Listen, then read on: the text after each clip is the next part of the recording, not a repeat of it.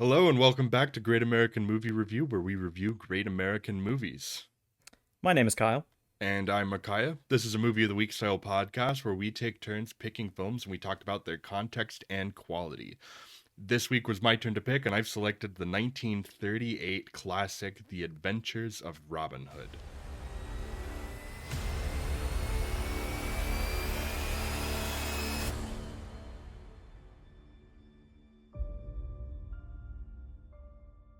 I mean, the film, if you don't know, it is Robin Hood, and this might be the most definitive version of it out there. Every other version of it that I've seen, outside of like the, you know, recent post 2000s versions that are trying to like do something edgier with it, um, clearly have been influenced by this film, especially the Disney film.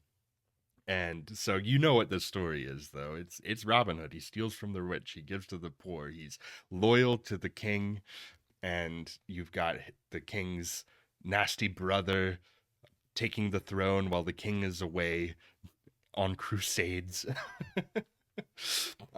But And yeah, he also that's gets imprisoned by the Austrians. So right, right. And so yeah, that's Robin Hood, and this came out in 1938. Like I said, its director, which I've said his name wrong before, because I learned it listening to some behind the scenes stuff on this, but it's is Michael his last name not Wallace? No, it's Michael Oh, Curtiz. Michael Kurt. I was looking at something else. My I bad. thought it was Curtis my whole life, but it's Michael Curtiz, who also, Curtiz? yeah, he directed Casablanca. I think he is Austrian, or he's from Vienna. I don't remember exactly where he's from, but either way. Um, and then it's also directed by William Keighley, which that is an interesting thing with this. It is definitely, this is our oldest film that we've discussed so far on the show. It is very much in that golden era studio system time period, which means that you have people who are directors with contracts, and not just the directors with contracts with individual studios, but the actors, the craftsmen. You people have these contracts with the studios to make films. And so William Keighley was a contract guy with Warner Brothers, um, and Curtiz was also with Warner Brothers, and there was something that happened during production. Basically, the William uh, Keighley, he went over time and over budget, and so they booted him, and they got Curtiz for the rest of the production. Oh, I was And reading about that. It was supposed to be originally 1 million, and then as it got over budget and yeah, lengthened the shoot time, yeah. yeah, which I mean, this it's shot. A lot of it is shot in the woods, and most of it's still shot on sets, as was common in the era. But yeah, and it's all shot in California. But the fact that And it's color is crazy to me. yes, yes, this was apparently the 16th color film. Not sorry, I've said that weirdly. This is the 16th film that used this particular Technicolor process. Technicolor, yeah, Yeah, because Technicolor existed beforehand, but then they created the three strip. So I'm just going to really simplify it. So sure. color film with Technicolor, they had three strips of film, one capturing three different colors of light: blue, red, and green. And then they would layer those three film pieces of film on top of each other, and that is how you would get the color effect that really dominated this period of Hollywood. Which, I don't know about you, but there's something about Technicolor films, this really painterly quality to the colors and the way that they come across, that I just love. It's this Yeah. warm feeling.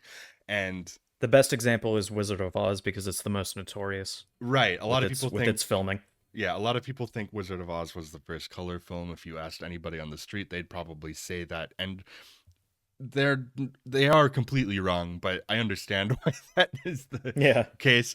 This film, for instance, came out a year before Wizard of Oz, so, and it's the 16th to use this one color process. It's not even the Yeah, first and it used the attempt at same color. process. So not even is it Yeah. Wizard of Oz is not even the first color movie, but it's also not even the first Technicolor movie. So Wizard of Oz technically isn't even the first time that Judy Garland appeared in color, because she that's was a true. there's a behind the scenes thing that Warner Brothers used to do with some of their stars and whatnot. And before she was in Wizard of Oz, she was in one of those in color. So, but yeah, that's kind of like, this film is it was the number one. There's before box office tracking, but it is generally thought of as the number one film of 1938, the year it And came also out. tickets were something crazy like less than a quarter a ticket. Right. So take that into And account. this is Depression era. This is the latter True. days of the Depression era. But if for anybody who's been depressed, you're not really not depressed until you're Imagine the not world is depressed depressed. anymore. So it's like That was the Great Depression. it was still the Depression, and then World War II came around and took us out of the Depression with war. That's a whole other conversation. But I'm just going to start by saying there's the Blu-ray that I have of this was a gift from a friend on my birthday, and I was really happy to pop this in and find just a glorious amount of special features. And particularly, I love the way it's presented because it has this night at the movies thing, which is introduced by Leonard Maltin, because who else are you going to get to introduce something like that? and but what it is it's just like this is how movies were back in the day. You didn't just go to a theater and watch a film and then leave, maybe some trailers and stuff. It was you would go to a theater and you would watch newsreels. Televisions were not common in people's households until the mid 50s.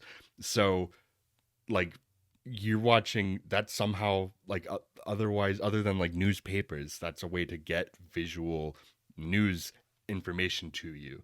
And so it included newsreels, it included a couple shorts, such as just one that's just some music, another just like um, you know, Merry Melodies kind of cartoon as well as, and then you also get the feature film, which it's just like I wish that movies had that kind of quality to them still, like I understand, like the movie theaters are dying, and it's so sad to me because that's my favorite place in the world to go, but they don't really feel like you're going there to get out and go to a whole night out kind of thing. And I kind of wish that there were more places that offered that style of experience. But yeah, I think it's because at the time it was fairly unknown. So yeah, it was more like going to a circus kind of thing. right. And Whereas nowadays it just feels like business like. right, film was still relatively new in its, you know, like the late 1800s and was when film was really made, and then it's through the 20s you have the silent films, and then in the 30s you get the big studio system, and you start getting these large production films that are kind of being, it's just entertainment in a different fashion than people had ever really experienced, and it was really capitalizing on that. But It's probably the one of first instance of like high budget entertainment for entertainment purposes, right, right, yeah, other than and say like vaudeville or something like that right, back in and a those lot days. of the influences from film obviously comes from vaudeville, and Especially the actors. yeah, it's interesting the newsreels that they had on the Blu-ray, like as part of that night at the movies thing.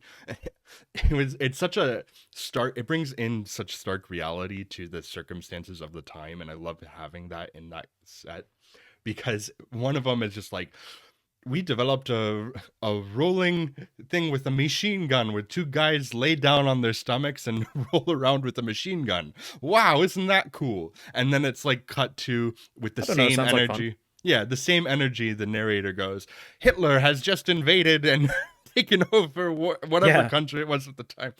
because remember when people went to the movies that in between pictures they would see news because that's how they would get their news because they don't Right, have right, they had radios but of course that can only get you so much when you're right, actually trying to see what's happening overseas like with the war. Yeah, right. It's you just you kind have of to go to the theater.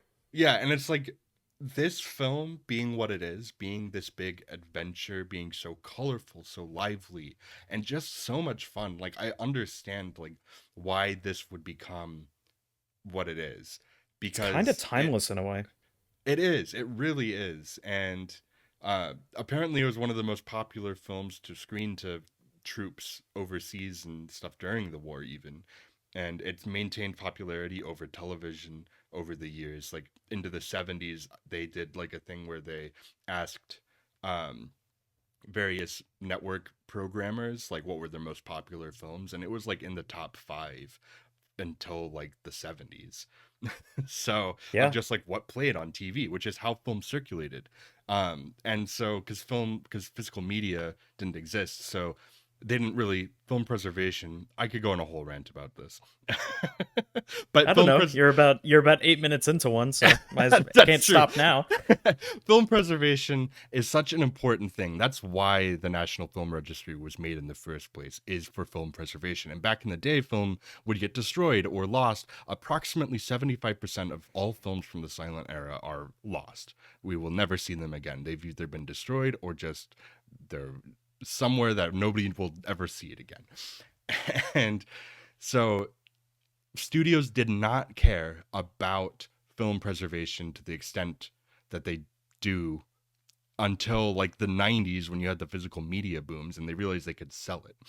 Too Which costly, is why I imagine. It'd be yeah, insane to like what infrastructure you would have to put in place in order to save every single film that you made over the span of 50 years yeah. or So even longer. yeah, so for a film like this to be as indelible as it was, and carry on for so many years, like that's a significant thing.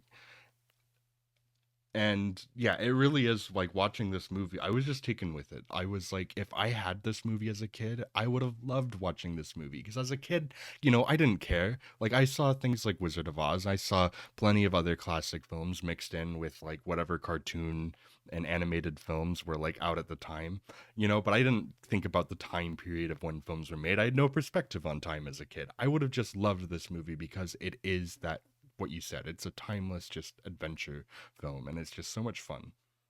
What do you think It of the it movie? definitely Just feels so, yeah. Coming from a middle school theater kid, this feels to me like you know Hamilton. When it yeah, came out, I think it was 2020 that the movie came out, but the play came out, or the musical came out in 2015. When the movie came out, I like the movie much more than the play, because you can see the intentional movement of the camera and that kind of thing, and the intentional blocking, as we've said before, on in movies. But I really like the rawness of this. Feels like a play that is being acted out in real life, but they just captured it on film.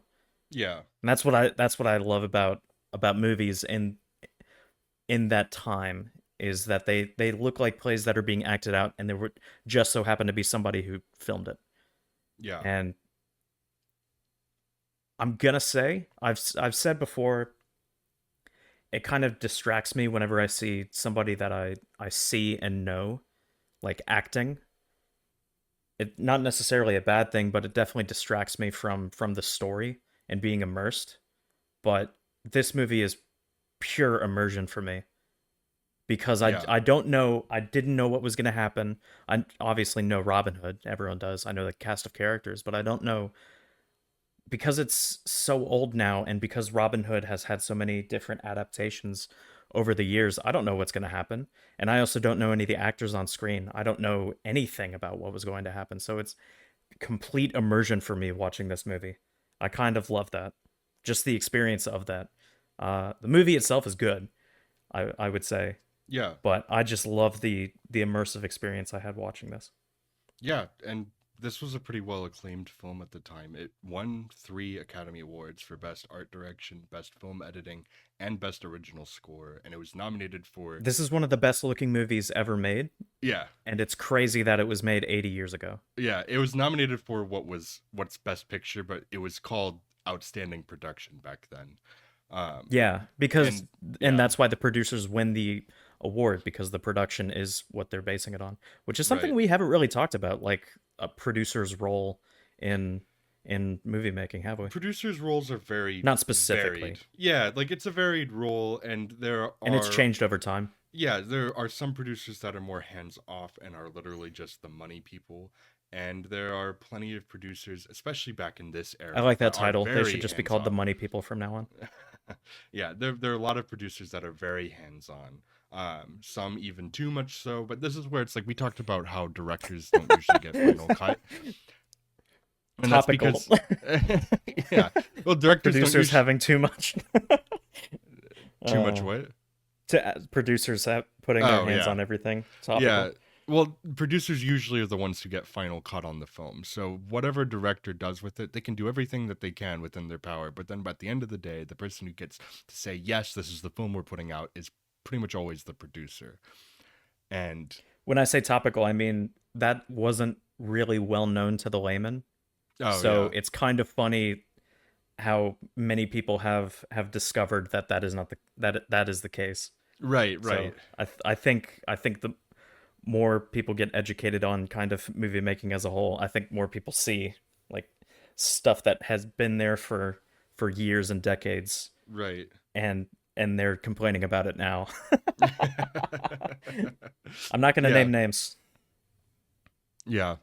This movie has a strange because of the, like I said, the one director who was on the film for a while, um William Keighley. He is well known among for that time period. Directors were like cranking out films though at that period of time. Like when you were, because you were working for a studio as, like I said, contract players basically. Like Yeah. they didn't choose necessarily always what film that they were directing. They just kind of got put on movies.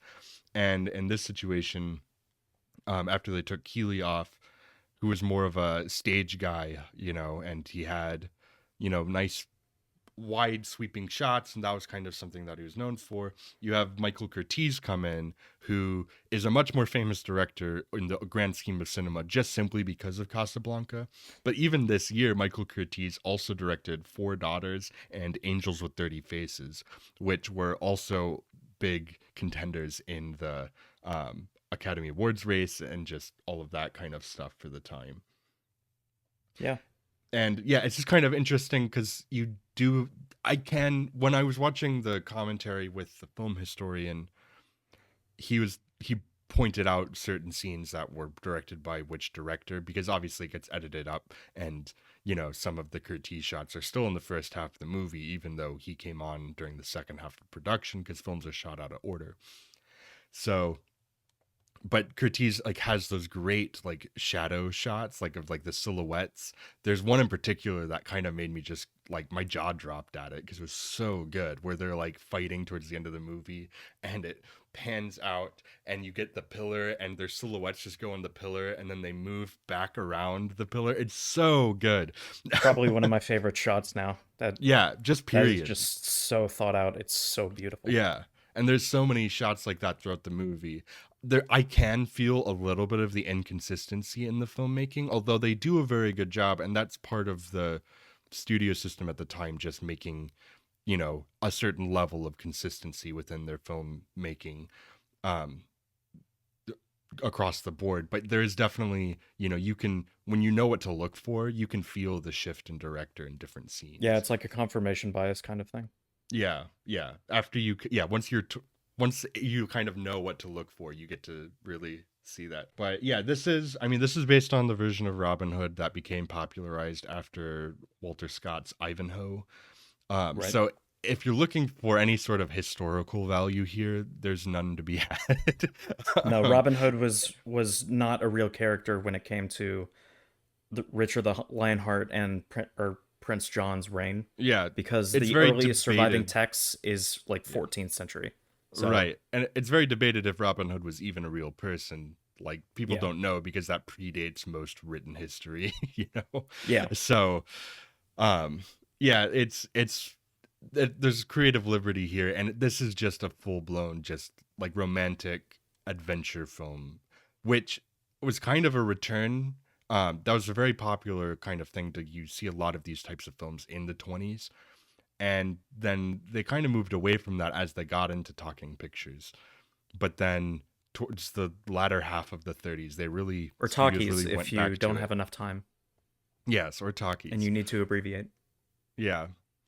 Sorry, go ahead. So no, yeah, it's just I really love that they got back into these adventure films, and this is before you get like the big historical epics, like the biblical stuff, like Ben Hur Ben or Hur, yeah. the Ten Commandments or Cleopatra or stuff like that, where the productions went off the rails. This still is manageable, but at the time, I think it set a record for like stunt performers.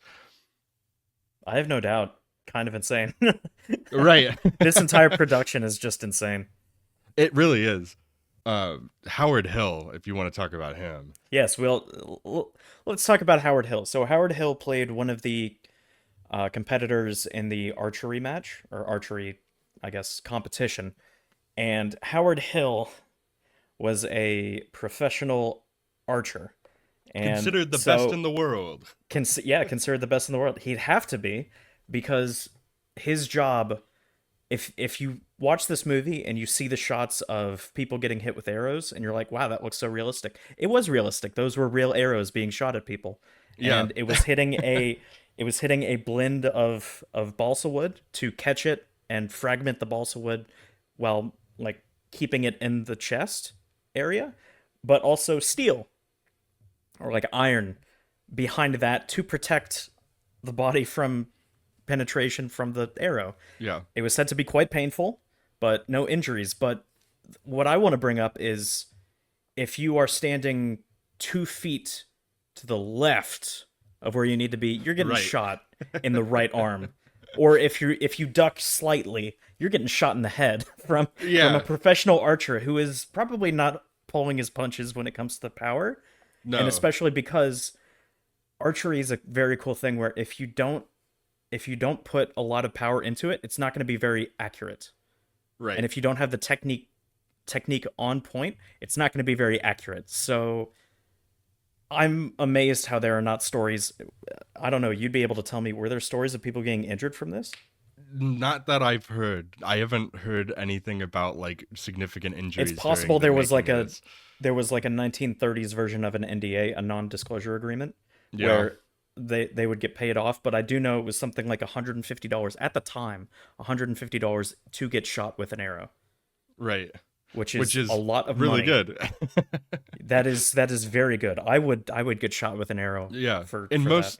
most films from the era and previously, and even afterwards, what they would do is they would have the arrow in the thing and they just reverse the footage. So it Exactly. looks like, and they And which they'd pull it with a string or something yeah, like that. and I was watching this and I was like, those aren't reversed. Like, Yeah. I was like, that's just going into that. That is full force. And it looks great. Like, if you're watching Because it it's and real. That's why it right. looks great.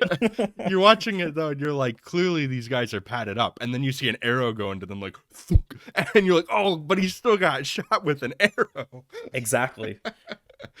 and it happens a lot. Like, there's a It lot of dudes happens getting quite shot a with bit. It arrows. happens dozens of times. The amount of heads that roll in Sleepy Hollow, that's the amount of arrows that get shot in this movie. Right. It's dozens of times.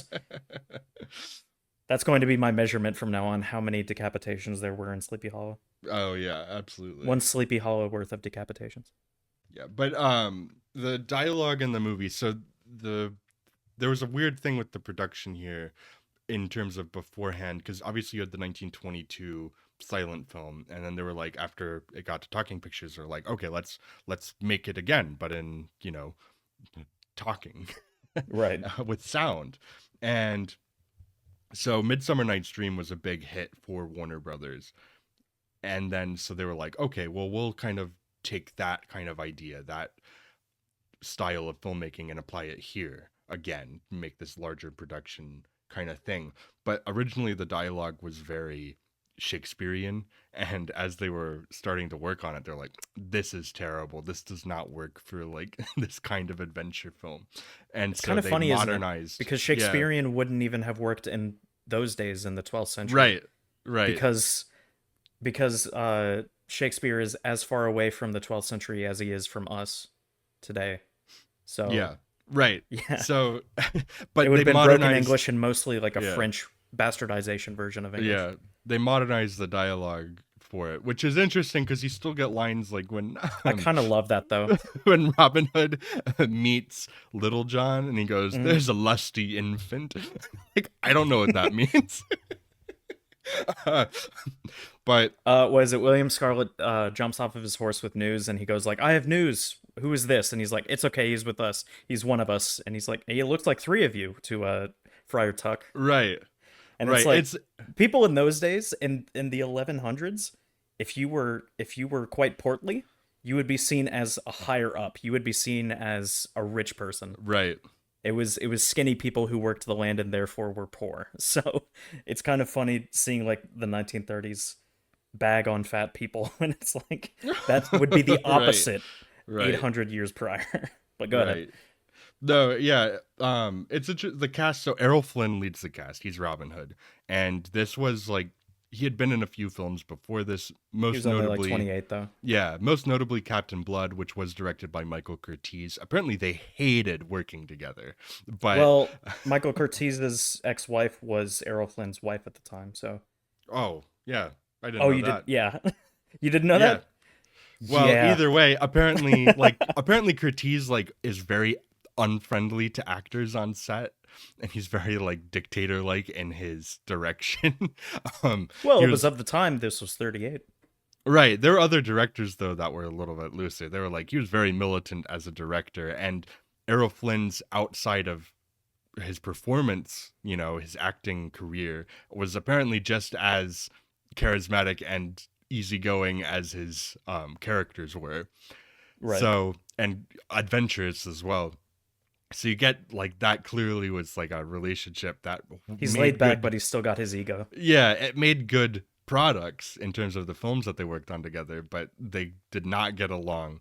Well, he's not playing And Robin Hood. He's playing Errol Flynn playing Robin Hood, right, is what right. I get. But But yeah, he's great here. Like he's really the quintessential Robin Hood persona, his dialogue is so amazing. Yeah. Like, there's a distinct difference to me between, not that they're bad, but there's a distinct difference to me between the dialogue specifically for Robin Hood and the dialogue for everyone else, Right. because that's the timeless nature of it. The things that he says, the Lady Marion says, "Why you speak of treason?" He says fluently, and one of the other guys says something to the effect of that's and something to him, and then Robin Hood says back, "It's just not a habit I acquired then," and it's just so good back and forth Right. specifically for Robin Hood. Even that It's first scene that he's in where he walks in with the deer, you mhm. know? Or that's not even the first That scene is that the he's in. yeah, that's him basically introducing himself Right, to to the rest of John the and the yeah, rest of the cast. Yeah. to Prince John and Guy Gisborne. Yeah, which that's such a crazy scene because he just like walks into this big, which these sets are incredible. Like it They are. obviously deserved to win its art direction. It's mostly just this Absolutely. castle, but they use it so well too. Different angles, different shots, at different scenes. Man, from And 1938, these sets are fantastic. right, these studio like backlots were huge, and they were like able to make these elaborate sets and stuff. Some of them they like would reuse in other films and just kind of redecorate, like the outside set where they're gonna hang him. That's just like one of those studio lot sets that they would use for different types of movies. Hmm. But yeah, it's they do such a great job with that. And yeah, that introduction where he's just like going back and forth with John. With John is played by Claude Rains, who is a terrific actor. He appears again in Casablanca with Michael Curtiz. He's been in a lot of things. If you've watched a lot of classic film, you've probably seen Claude Rains pop up now and again. Um, and their back and forth in that scene is great. You also have Basil Rathbone introduced. He's um, playing what's his name, Guy. Guy of Gisborne. Yeah, Guy of Gisborne, Small and tangent. yeah. Basil Rathbone is from the Rathbone family, which of course came from Britain. But one of Basil Rathbone's distant relatives who made it to America was, I think, like Brevet Colonel Henry Rathbone, who was not only attending Ford's Theater when Abraham Lincoln was shot, but he was sitting right next to him with his Oh wife. wow. Yeah, he was the colonel who got stabbed by John Wilkes Booth. It was originally supposed to be Ulysses S. Grant there, but he turned it down. He and his wife turned it down, so Rathbone was the second option and got stabbed for it. Mm, And it's yeah. actually just a sad story because his mental health declined afterwards and he eventually shot his wife. Oh. So that's a sad tangent, but it's a tangent I wanted to bring up because I like seeing random like family members in completely different situations. It's kind of weird. No, but go Yeah. ahead. You can cut that out if you want. No, no, no. You're good. That's interesting. That's That's what I'm here that's for. something I'm here I for the had interesting. no idea like I would have had no idea I about don't that. expect you to know. I don't expect anyone who listens to this to know that. Yeah. But then you have, yeah, Basil Rathbone. He's a little bit more devious, and then you also get the introduction of the Sheriff of Nottingham, who's Melville Cooper, who's played like a giant oaf.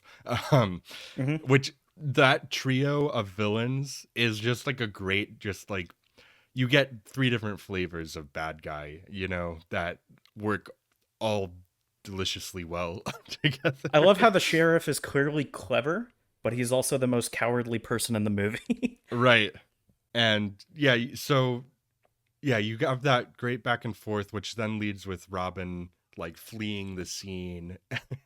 And I love at the end of that where, well, first of all, when he's just swinging around his sword, I was like, this is chaotic.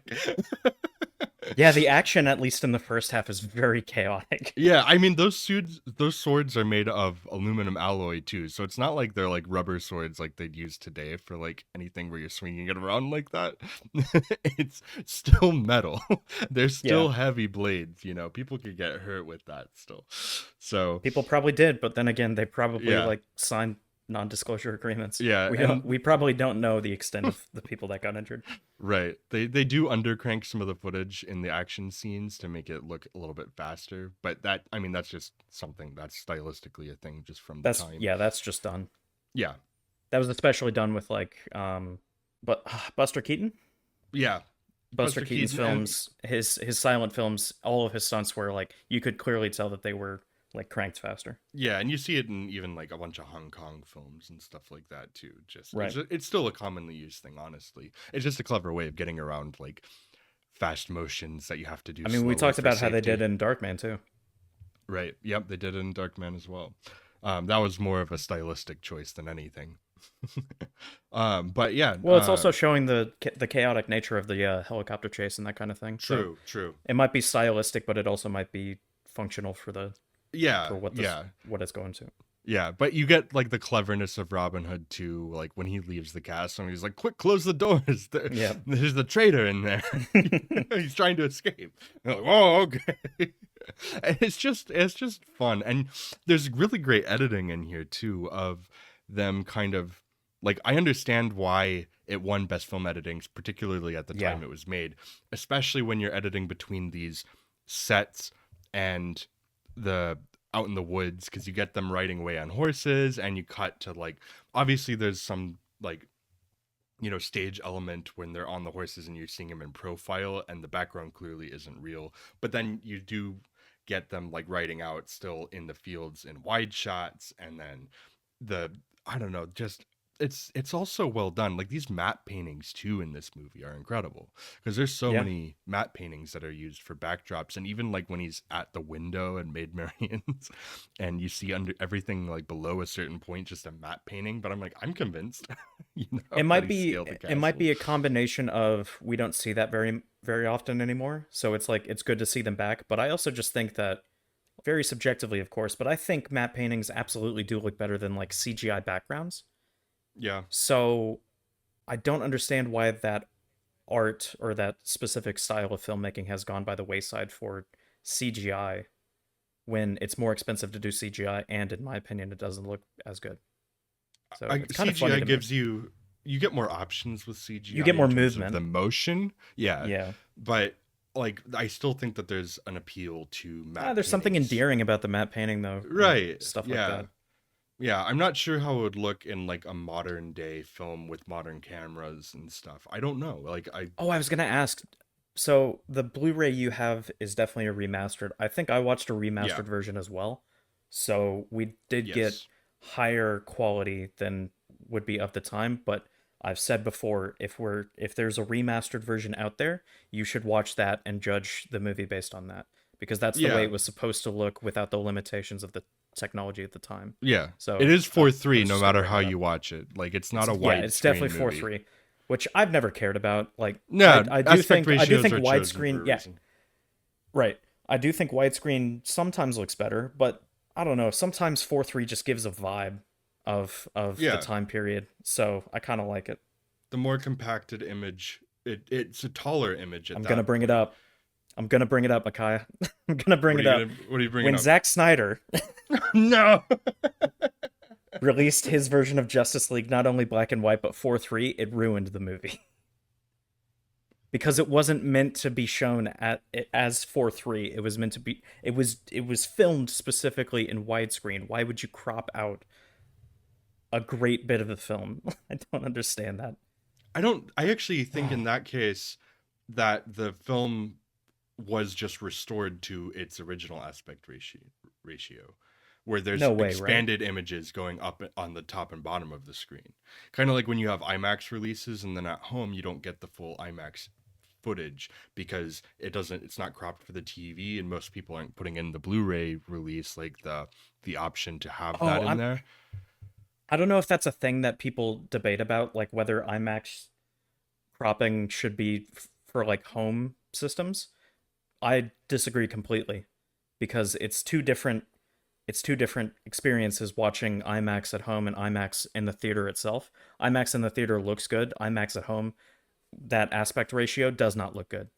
I don't think that it ruins, like I don't mind it when a film uses IMAX, and because most of the time they shoot like scenes in IMAX for a reason. So you can definitely tell that because of home movies being so prominent and being such a large force when it comes to the economy of movies, you can definitely tell that movies have stopped going for like a certain composition of shots that would otherwise be untouched by cropping. Now they're going for a more centered approach so that no matter the way you crop it, it doesn't take out much of the thing that you're watching. I think that holds movie making back. I think that as far as I'm concerned, I want the movie to be presented in the way that it was filmed, the way that it was intended for release. And what I'm saying is the intentions are now going out the window when it comes to what the director or what the cinematographer want because of home movies. Do you get what I'm saying?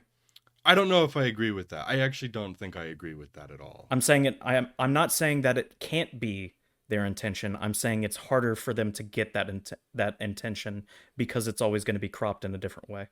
Right. I think that was honestly more of an issue back in the 80s and 90s. Yeah, with televisions and the way that the televisions were cropped, But I don't think that's. But now an issue everything today. is shot in the 16:9 widescreen, or at least most things are, because they eventually make it to that, or it's shot in a large view and then cropped to whatever it can be. That's what I'm saying. So it's like different versions now. Yeah, I mean, most TVs though will adapt too. Like you don't need, like when DVDs were coming out and you had widescreen versus full screen, which full screen was awful, because that was just an automatically cropped image for your TV, but people didn't like the black bars, whatever. But yeah, sometimes like now TVs adjust it automatically. Correct. So there's no reason to make something for that reason. Sometimes it widens the entire shot. Sometimes it literally alters the shot. Right. So. Yeah, but I'm just saying that like that's no longer a thing today because nothing is like it's automatically cropped to the correct scale now, automatically, because technology is just allowed for that. So I don't really think that that's an issue anymore. And even when maybe that was the case when they were making made-for-TV movies more prominently, but now they don't do that anymore. Now it's made for streaming, whatever, and TVs are different. So I really don't think that that's been an issue for a while. This also could just be one of those things where, because I don't watch a lot of new movies often, it's one of those things that's still in the back of my mind when I watch movies, but I'm still probably like 10 years behind when it comes to like watching movies in the theater. Yeah. That's why I find this so interesting. You keep saying words that I don't understand, and I'm like, yeah. Well, I'm nodding. Carl Jules Whale, Wheel. I don't know how to say it. It's Weyl. He was the architect, or he was the art director. He was an architect. I thought you were just saying three words together that you just came up with on the spot. No, that's the name of the guy. He won an Oscar. I thought you said for the Carl set Jules art decoration. But yeah, he was an architect before working on films, and you can tell that he's just got a great eye for design with the sets that he's able to make in the film, and the way that they implement these sets is excellent. It'd also Not be just interesting that's to me think like forcing it back to the conversation of it the all. movie. No, we can circle around. You're a master of segues, my man. You're a master of segues. I'm a Um, master, yeah. but it'd be weird to like actually give it some deep thought what an architect is like, not necessarily nowadays, but 30 years ago, and what an architect was in the 1930s and 20s. It's kind of weird Yeah. because architecture changes like every 20 years. Yeah. Except for modern times, it's just square and blocky. Yeah. Um so I'm all over the place with this one, honestly. So, but I'm okay with we're that. just gonna Some of keep our best going. conversations are Yeah. the wackiest. I want to talk about Technicolor more because I'm really fascinated by that period of time. But okay, so like I said, this is the 16th film shot in this form of Technicolor. Um and the Technicolor process at the time was Technicolor was very protective of their cameras. And so whenever they shot, they only had 11 Technicolor cameras at the time. And whenever a movie would use them, they had to return them by the end of the day, every single day. So they would just rent them for a day and then return them. It's sometimes multiple, like in the case of this film, like a larger production, you'd have maybe two or three Technicolor cameras with you that you then have to return, and then they'll process it and give you the footage back. But you have to do that at the end of every single day, which is just kind of crazy, like hassle. So, I mean, Sounds exhausting. yeah, everything being shot in California, I guess, made that was almost necessary for a time, with how few cameras there were. But they're also so typical film camera at the time was like 90 pounds, and a Technicolor camera was 180 pounds. Yeah, Which is just a weighty big thing to carry around. So that's a hefty it's boy. right, like getting good shots out of that. It's like when you hear like Christopher Nolan shot all of Dunkirk in IMAX, that's a big camera. It's like it's still not as big as the old ones where, Is it not? Well, actually the IMAX one might be comparable to that. I was gonna say because I've seen him on set with that gigantic thing. Yeah, And that like, thing's the IMAX camera is not a good example for me to compare it's it to because that thing's yeah, it's huge. yeah. I was also gonna bring up the stat of like there's only 11 of these types of cameras. Like there's only like a handful of like IMAX cameras now, or Right, like exactly. those types of IMAX cameras. So Yeah. it's basically it's it's it's just the progression of technology as things get Yeah.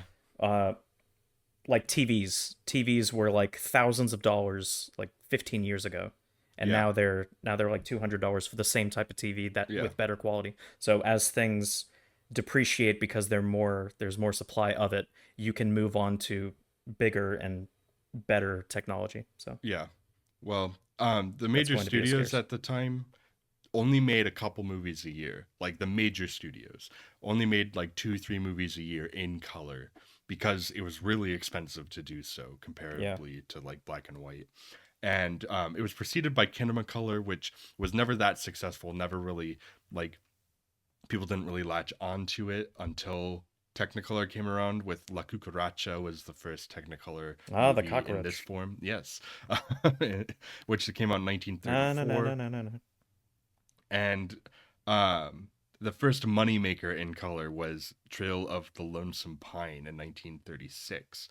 So it really like that's why you don't get a lot of color films before the late 30s because they weren't really people weren't accepting them quite right because they didn't look great, they had the hand painted ones like the old Méliès films, and then you had the Kinemacolor, which didn't quite get it, and then you had early Technicolor was only two colors.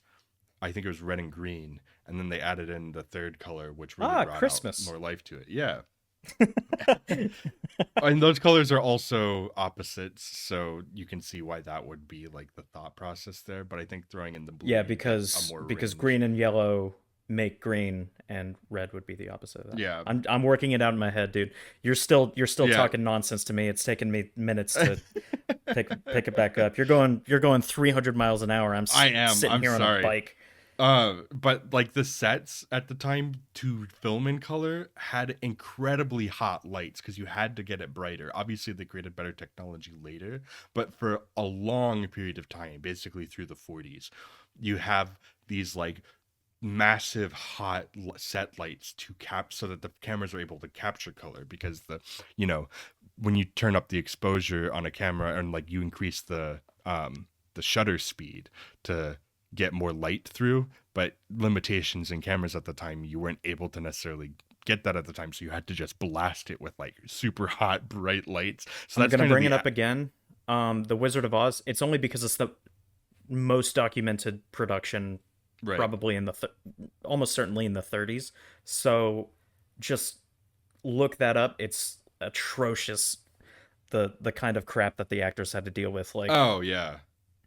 I cannot remember his name off the top of my head, but the guy who plays the Cowardly Lion wore a real lion hide, which was something like 70 pounds, Oy. and he was also blasted with light for the entirety of the shoot. Yeah. And it's the same thing with the Scarecrow. The Scarecrow had his like prosthetics put on for the face of the Scarecrow that covered his pores, so he literally could not sweat. And then Ugh. he had to. It was like 140-degree heat Fahrenheit. Yeah. Celsius, they'd be dead. Yeah. But yeah, it's atrocious the kind of things that they were put through. That's kind of why I'm bringing it back to specifically Robin Hood.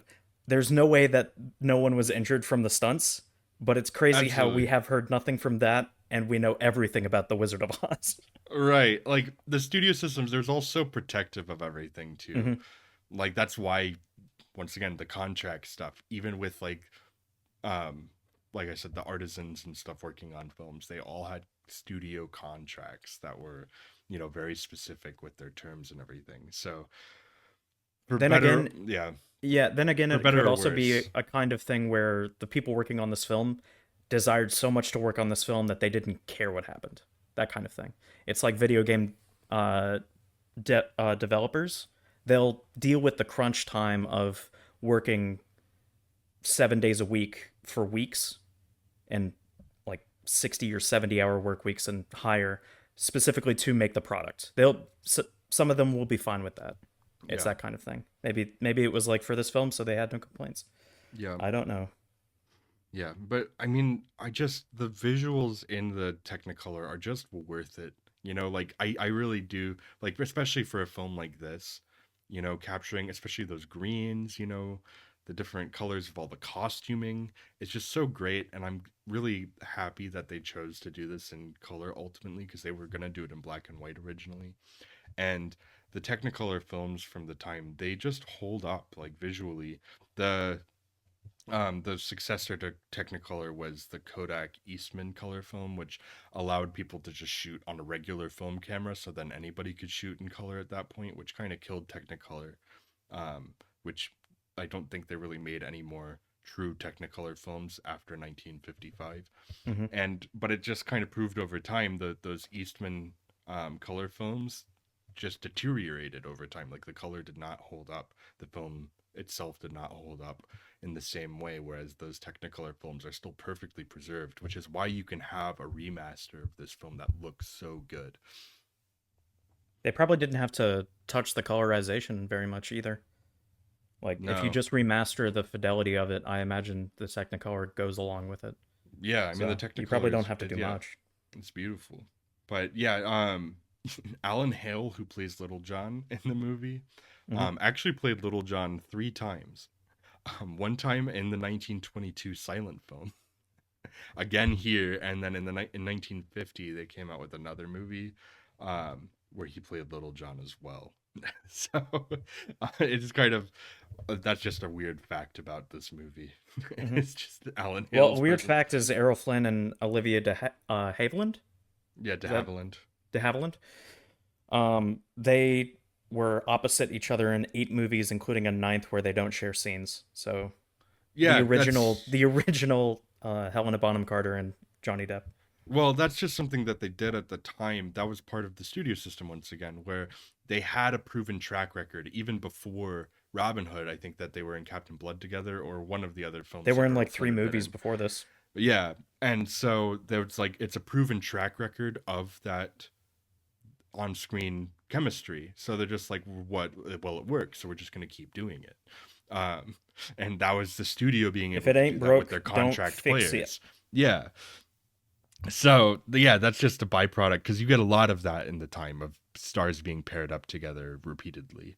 Right. One thing this movie does well with her character is that she's not just the love interest, she gets a real character here. She gets to save the day once when Robin Hood's getting, Yep. strung up. She doesn't get involved in the action because in society that's not her role, and they're not trying to play against societal things at this time in film.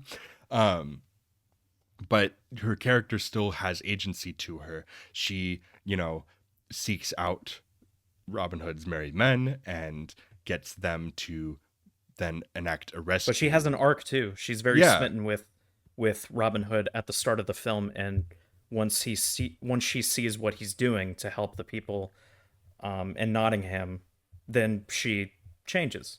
yeah. So it's kind I of like nice. that Robin always comes across as very abrasive and haughty right away. And then as like with each interaction with Little He's got to keep up John, with appearances, my Friar man. Tuck, with He's got a yeah. reputation to uphold. Right, he does. And so he's kind of he's very cocky, but every by the end of each like interaction he has with somebody, they always end up loving him and joining him by the end of it just because he's got this infectious personality. Yep. And I mean that comes across through Errol Flynn pretty perfectly in this film. Like I'm like I'd follow this guy. I'd get shot with an arrow by an arrow from him. Yeah. Honestly, I could keep talking about this film just because it's great and there's so many interesting little things about it. But and this has been kind of an all over the place Well, episode, we mostly admittedly. talked about the things surrounding it. I suspect because when we're talking about this film, it's difficult to just talk about the narrative without also discussing. But this came out in 1938, so Yeah, we kind of right. have to discuss the context about when this movie came out, the limitations, the creative differences between then and now, and that kind of thing. We kind of have to cover that before we can even go in depth into this movie. So Yeah, I imagine we'll talk less about these things once we talk about more 1930s era films and stuff like that. But for our first film being from this era, yeah, there's a lot of like context here we for do the have to time kind of set the period. stage for the time period. Yeah, Right. And pun this is intended. if you've never seen or if you haven't seen a lot of films from this era, definitely absolutely go and seek this one out. If you just want like a nice just something that you can get lost in and just kind of put a smile on your face. It's cozy in that classic film kind of way. It's adventurous, it's just light and fun. Um there's nothing that's going to weigh you down about it. There's great performances, there's great filmmaking going on. It has some really fun antagonists for your hero to take on. It's a great, just swashbuckling film. But yeah, that's just kind of I love it. So I'm really happy that I finally got around to watching this. I wish I had it sooner in my life. Well, you have it now. That's true. I have it now, and I'll be watching it more for sure. So, yeah. Any thoughts from you before we go into scoring? Yeah, I'll just reiterate. I think this is a timeless classic for a reason. So Yep. it's a really good indication of the possibilities that were there in the 1930s, the kind of creative minds that were there, the kind of actors that were there, given a probably one of the larger budgets of the time, and Right. then given like going all out. I I think it's kind of a shame when you think about the people who lived before us and the things that they weren't able to do that we can now do. Like people make movies on their phones, Yeah. which is crazy because anybody can make a movie now, but it takes $2 million to make something that probably was definitely like shot the way it was shot of the time, but would look unbelievable today. So, and Right. even in the future, it'll look better. So it's kind of sad in a way. Oh well. Yeah, there's it's just the changing times, but this is just such a good representation of the era that it came from, and it does kind of highlight just like where film has gone, because living obviously in the modern age and knowing everything that's come since, it feels like one of those moments though, watching this, that you really kind of get transported back to a different mindset, Yep. just in the filmmaking, in the acting, in the presentation of this film. It's transportive. So yeah, it's wonderful. But yeah, now we'll get into scoring, which I imagine we're going to be pretty high on overall on this one, which I did I something that like you've talking done about good before. films.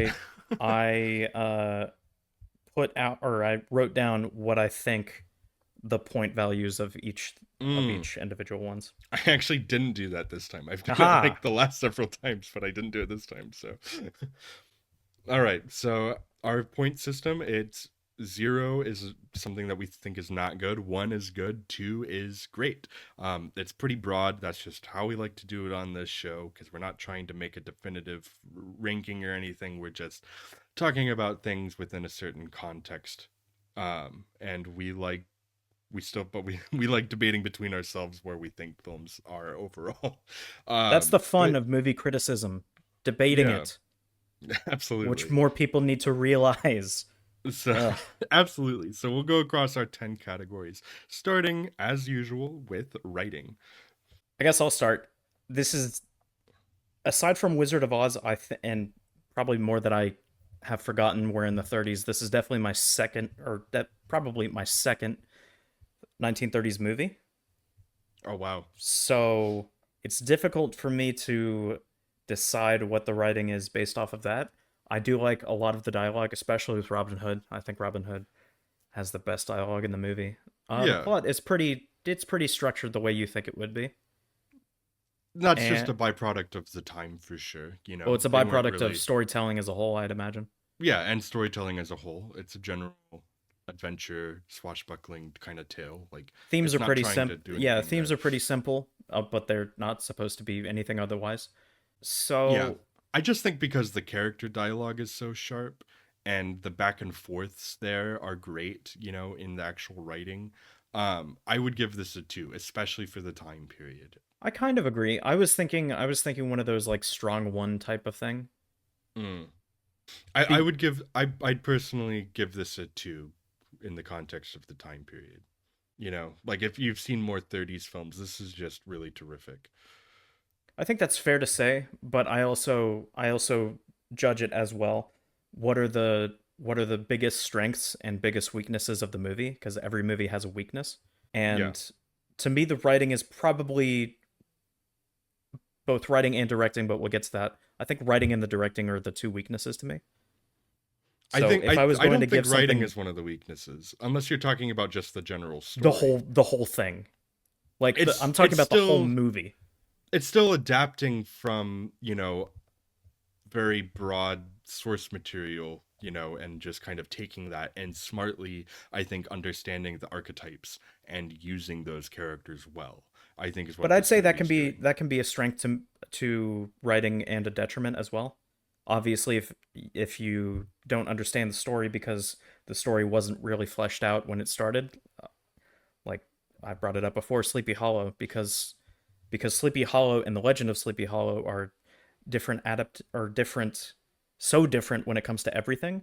That can be that can be a gift and a curse All right, because it I'll go gives you with more you. creative. It gives you more creative um, potential into what you want to bring out from the story, but it can also hinder you because you don't exactly know what the story should be. So All right, it forces you to put more work into it, but then it also gives you unlimited freedom. So I'll go with you to a strong one.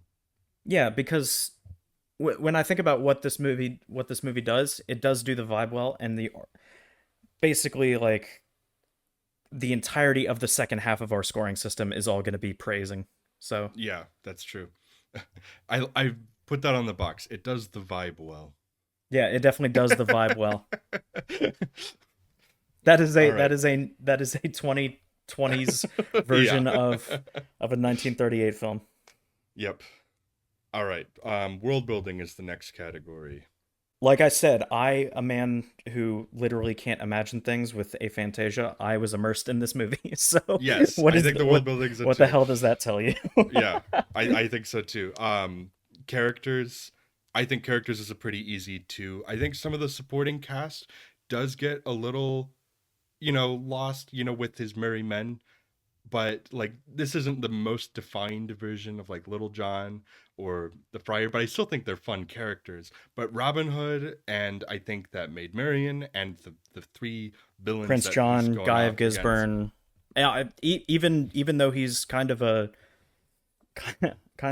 weird guy, the Sheriff of Nottingham. I love that Yeah, character. he's such a great character. He's He's such a such a great character. fun, cowardly oaf character to go up against.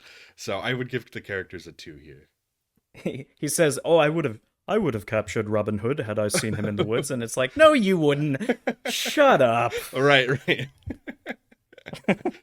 All right, directing. I think directing is a one because of I can tell the kind of split ideas there, within the different filmmakers involved. It is a production from a studio during this time period, and I don't think that either director that worked on it, including I'm not there's also other directors like second unit stuff too. Yeah. I don't think it has a clear directorial stamp on it, even though I do think it's still a well-directed film.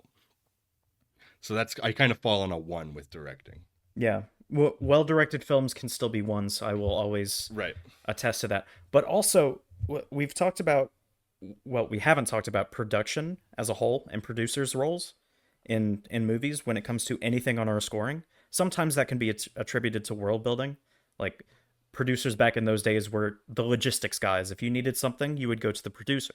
Right. So that the direction and that kind of thing, art direction or something like that, that can some of that accountability can be put onto producers, but I feel like I want to lump in a little bit into direction, not because they are similar at all, but or not because they're the same, but I've got to put it somewhere.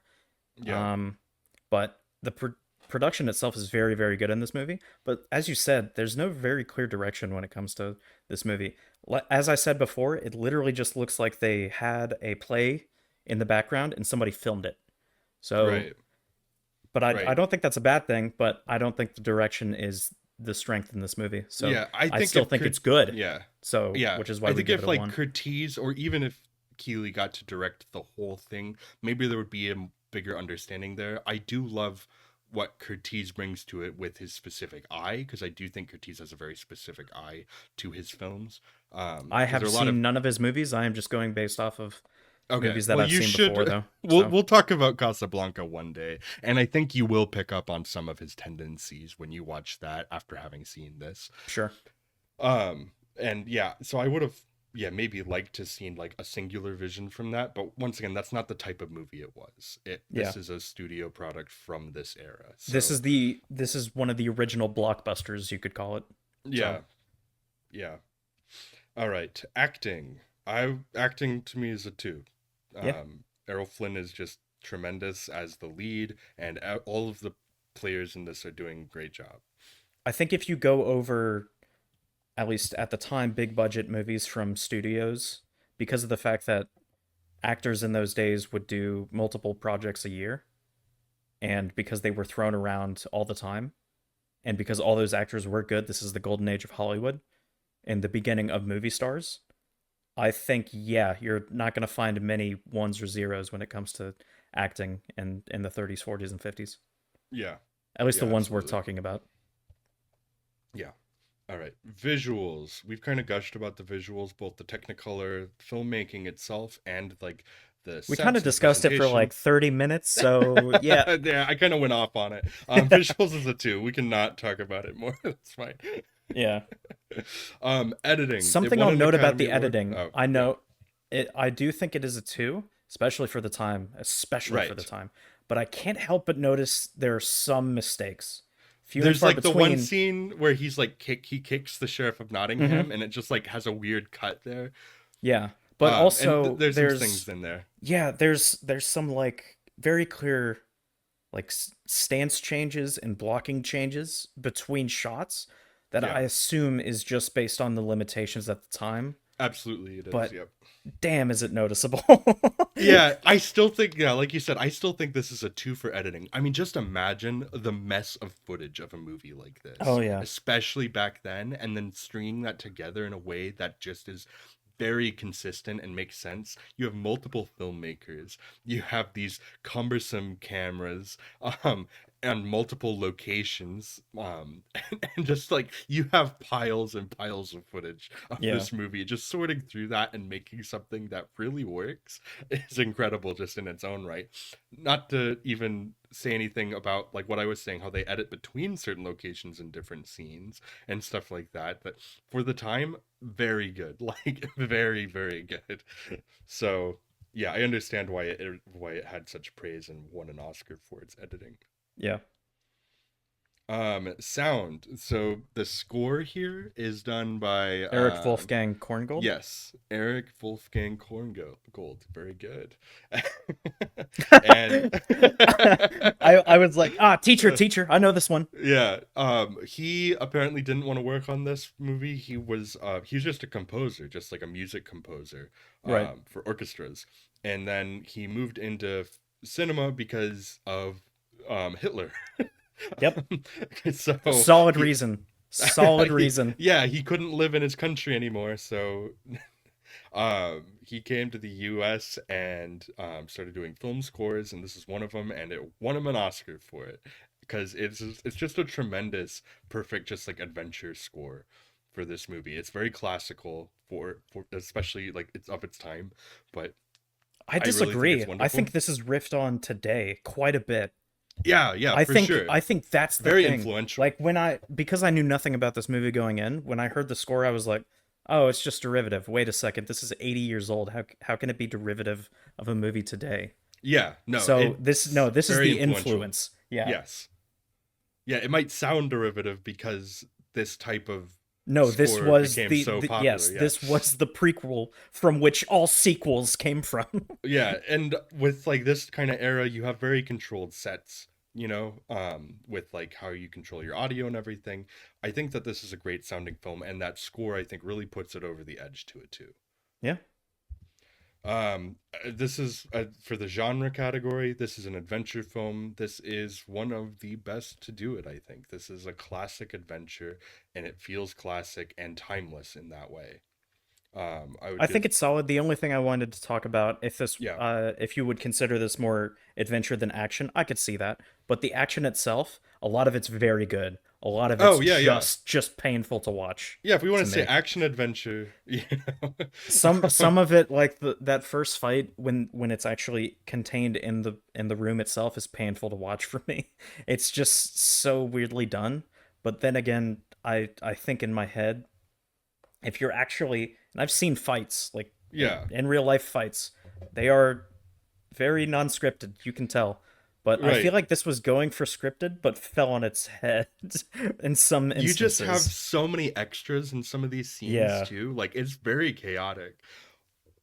But I think I don't think I wouldn't call this an action film because I don't think action films I don't even think, like yeah. really existed at the time. This is as close as you get to one, but Yeah, there are definitely a few more action set pieces than you would expect. So, yeah, yeah, for like from the a time 30s film. period, yeah, it wasn't a typical kind of thing that you'd see all the time. But yeah, It this was is a great unproven adventure ground, film. so Yeah. And its impact is also a two. Like we've talked a lot oh, about this movie's absolutely. Yeah. impact. That's a pretty easy two for If we're impact going too. back to movies that are well acclaimed in the 30s, 40s, and 50s, all of them are going to be twos when it comes to impact, Yeah, because the ones that you know about, yeah, yeah, they're definitely a bunch that got buried and everything. But this is not one of those. This is one that has lasted the test of well, the time Night of the since the Hunter we gave a very. two, even though it kind of got buried for a while there. I thought we gave Night of the Hunter a one. I Did we? thought, yeah, I said I wish it was a two, but I still think Oh, it's it's a one. possible. I Yeah, can't I remember think these that's the things. one point that we took away from Night of the Hunter. You might be right, actually. Yeah. Yeah, but that puts us at yet another 18 out of 20 Oh no, we gave for. writing a one in Night of the Hunter as well. Okay, yeah. That was You all mean 18 you. out? I was You said fighting for it 18 out of too. 20, right? Yeah, 18 out of 20. Yeah. Yep. So that's I will another add to the 18 out of list. 20 for us. One of the, yeah, definitely, once again, if you have not watched this, if you've not even heard of it, seek it out. There are a couple of actual Looney Tunes shorts that one came out in the 40s, one came out in the 50s, that are literally directly riffing off this movie, because it was, once again, its legacy just continued for so many years. The Disney film, you'll see so many things in this and think, oh man, the way that they captured these characters with different animals in the Disney film is so appropriate to this movie. Even like his costume, like the stork costume in the Disney film with the archery contest, you see it in this film. Like Yep. his it really is just I carried mean, through in ways that you wouldn't know. Brave literally one of the worst Pixar movies at the time. Brave riffed on this Yeah. quite a bit, actually. Yeah, no, it's More just than it it just should. is. But it's a fantastic film, and if you're looking to expand some of your classic knowledge, this is a go-to. It's something that if you watch it once, you'll probably end up watching it again and again because it's just so good. But yeah, that'll do it for the discussion on Robin Hood. Kyle, I believe you have a movie for our next episode. I do indeed. Now What would that be? we've had a solid string of movies that one of us likes, even if we rate it low. The last one, the only one that one of us didn't, that both of us don't like to this day, is Crash. Yeah. So I wanted to. We've only got 3 movies in the bottom half of our scoring system. We need to spread out a little bit. Oh, you're saying you're gonna So make me watch some trash? I'm going to make you watch some trash that hopefully you haven't seen. Okay. I'm going to make you watch Ishtar, Ishtar. I've not seen Ishtar, 1987. but I know about Dustin Ishtar. Hoffman and Warren Beatty. I know about Ishtar, but I have not seen Ishtar. Okay. So That's okay. Nobody saw it. And that's a whole big thing on it. great. Technically, the only thing I'll tell you, because I have seen it, it is a cult classic. Oh, I mean, yeah. But then The fact again, that I've most heard things of are. it, yeah. Yeah. All right. Well, I'm not gonna say I'm like excited about it, but I haven't seen it, and I am curious at least. Listen, dude, I'm So not excited for the Friday the 13th movies, so I'm yeah, forcing you to that's fine. deal with That's my fair. version of the Friday the 13th That's movies. just how it is, man. That's fine with me. So, yeah, I guess that'll do it for this episode of Great American Movie Review. We'll see you next week with Ishtar, and we'll see you at the movies. Thanks for joining us.